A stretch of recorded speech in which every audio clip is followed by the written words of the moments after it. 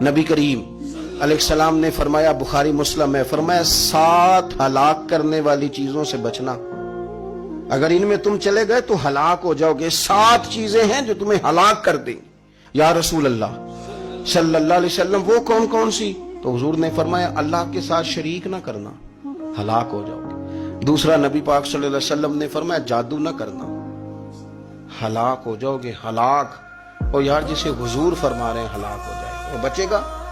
نبی پاک صلی اللہ علیہ وسلم نے تیسرے نمبر پر فرمایا جس شخص کے قتل کرنے کو اللہ نے حرام قرار دیا ہے اسے قتل نہ کرنا، ہلاک ہو جاؤ گے۔ چوتھے نمبر پر رسول پاک علیہ السلام نے فرمایا سود نہ کبھی بھی کھانا، ہلاک ہو جاؤ گے، ہلاک۔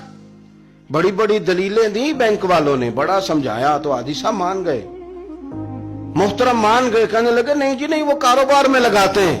بڑے بھولے والے ہیں ہم، پتہ سارا ہے۔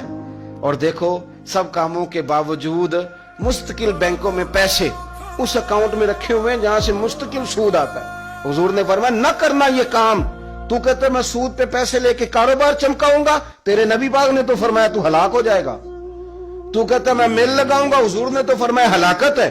تو کہتا میں بڑا کچھ کر جاؤں گا تو ہلاکت ہے۔ اچھی طرح سمجھ لیں، اصل مال بھی ضائع ہو جاتا ہے اس بندے کا جو سود کا مال ملا لیتا ہے، اصل برکت بھی اڑ جاتی۔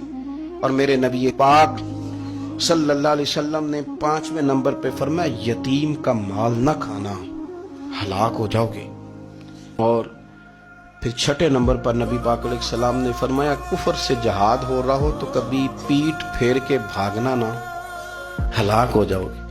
اور 7ویں نمبر پر اللہ کے رسول نے فرمایا بے قصور اور بے گناہ عورت پر تہمت نہ لگانا، بلا وجہ بہو کے کھاتے نہ کچھ ڈال دے۔ یہ 7 وہ چیزیں ہیں جو ہلاک کر دیں۔